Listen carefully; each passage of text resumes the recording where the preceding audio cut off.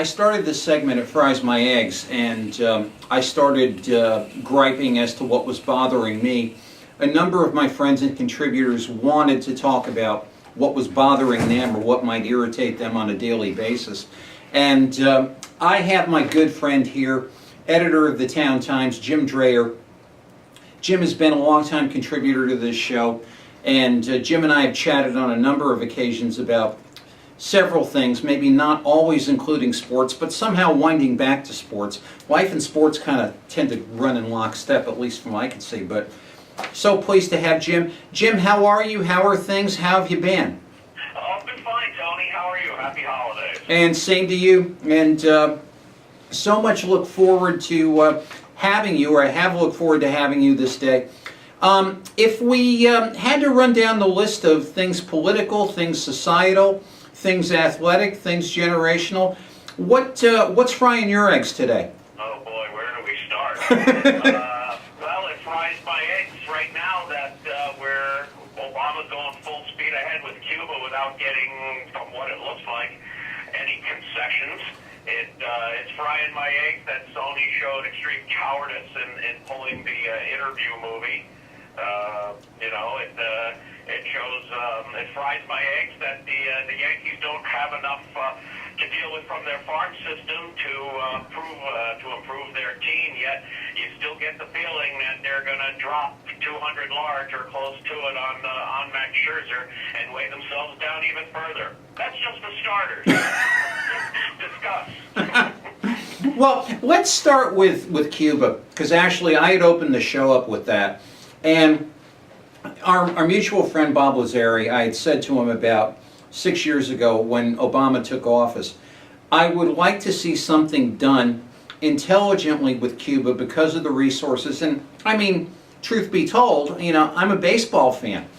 Right. I'd love to see some of the Cuban players up here playing, perhaps at more affordable salaries and better ticket prices and things like that. I know I'm dreaming, because once they are befriended by one Yasiel Puig, that's going to be all over with. But I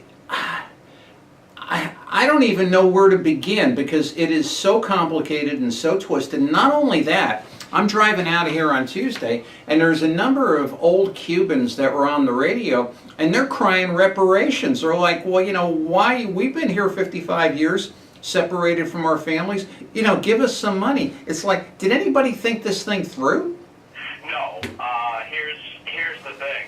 I think Obama now is so trying to create some kind of legacy for himself to answer back the critics after the blowout last month, to say that I'm still relevant, I'm still here, and that's what scares me, I think, and a lot of other people, is the fact that perhaps now, without having to worry about running for a third term, although he'd love to, he feels that he can do pretty much anything he wants to, and if it doesn't happen, he'll blame it on the Republicans. But the Republicans should counter with, we were elected to rein you in. Now, on the surface, I don't have an overwhelming problem with the Cuban thing. I mean, think about it. If the Castros had never happened, I'm sure by now you would have had a major league franchise down there for probably going all on the teams 20 or trained 30 down years there. now. I think strategically, it has a good point to it in that you heard rumblings several months ago that Putin and the Russians were looking to resume their influence down there, which is not a good thing with a nationalistic, again, Russia having a prop 90 miles off our shore. Can we all say Cuban Missile Crisis? Yeah. Some kind of dialogue with them, and the Castros aren't going to live forever. But I think this is moving along a little too fast, and I think we have to make sure that we're getting something from them. As Reagan once said, trust but verify. And I don't think we should dive into this headlong. And I think the fact that the Republicans are going to be taking over the Senate and have an increased margin in Congress come next month are going to rein in things a little bit, because you have people on both sides of the aisle. It's one of the rare times, I think, Marco Rubio, Ted Cruz, and Bob Menendez from New Jersey are probably all on the same page. They're like, whoa, let's not go crazy here, and I totally agree with that line of thinking.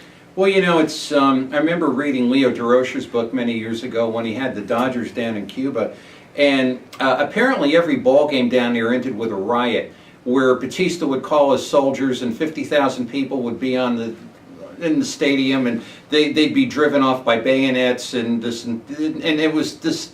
It all started with DeRocher arguing with an umpire.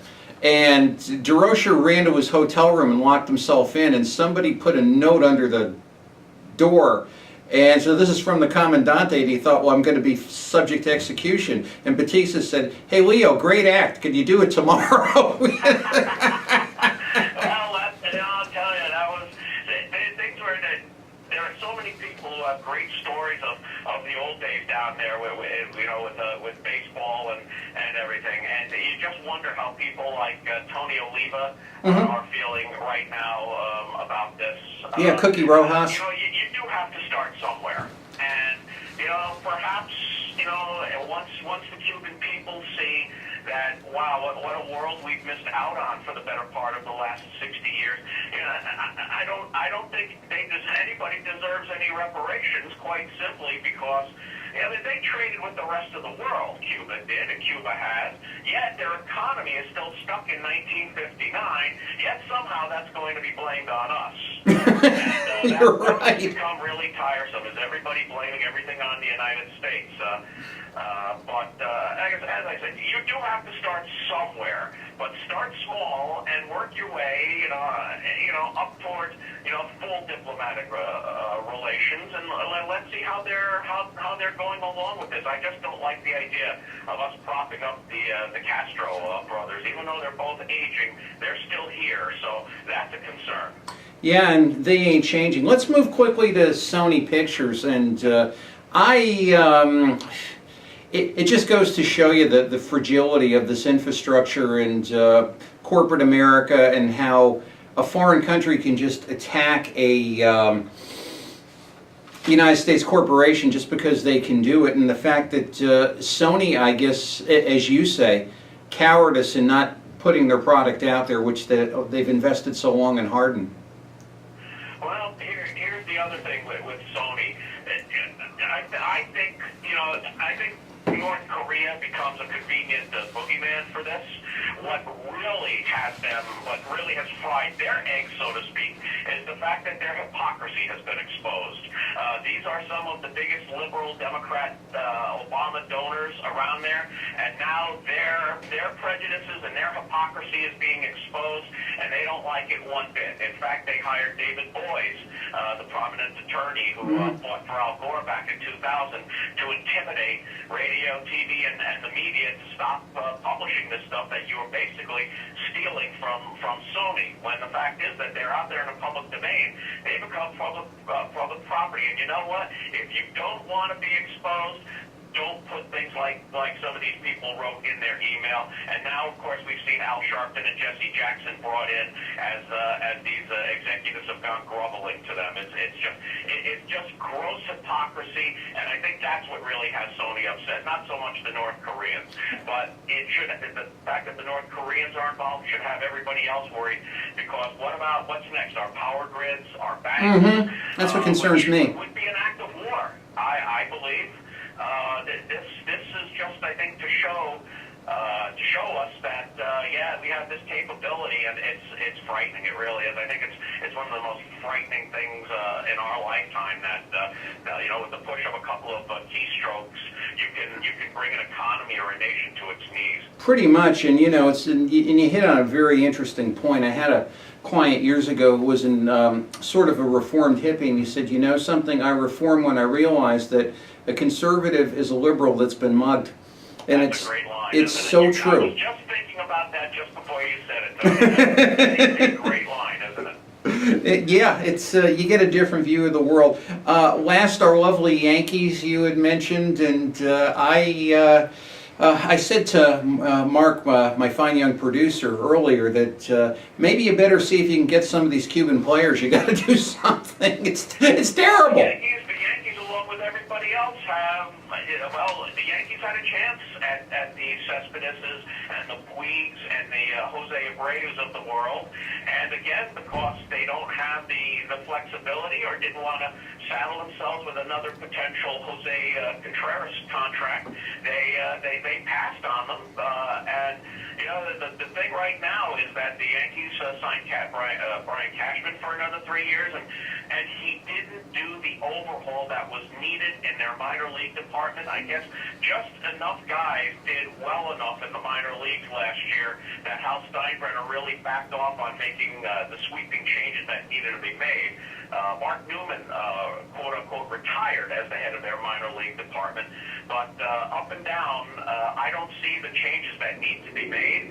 And I think what's happened in that organization is it's the complete opposite of the way George ran it, in that George kept everybody on their toes. And it seems like right now everybody's a little too comfortable, a little too complacent.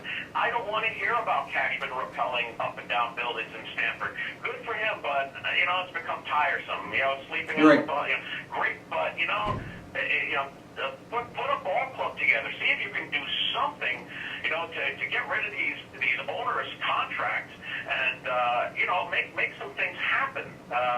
I don't see it. I don't think the Yankees are going to contend next year. I honestly don't. It's yeah, and it's you said it. I mean, I think it's the typical thing when you have a second generation family taking over from a first generation patriarch, and typically the second generation will drive the first generation's good work into the ground. And I hope that's not happening here, but man, it's given every indication. Jim, I thank you so much for being here with us today. And where can our friends and fans reach you and follow what you're doing these days? Okay, well, I'm the sports editor of the Town Times in Watertown, Connecticut, and you can reach us there by going to towntimesnews.com/sports. And, you know, we cover Watertown, Thomaston, Oakville, parts of Waterbury, the North Valley League and the Berkshire League. And, you know, when the occasion demands it, we'll do something on a state or national way. So, yeah, we try to cover it all. And thanks so much, and have a wonderful holiday season, and we'll be talking soon. You too, Tony. You and everybody out there listening, happy holidays and have a safe and happy 2015. Thanks so much. Jim Dreher with us today, and we'll be coming back real soon for one of Tony's classic clips, and this one will make you cry. I don't want you to miss it. See you here in a bit on Connecticut Morning.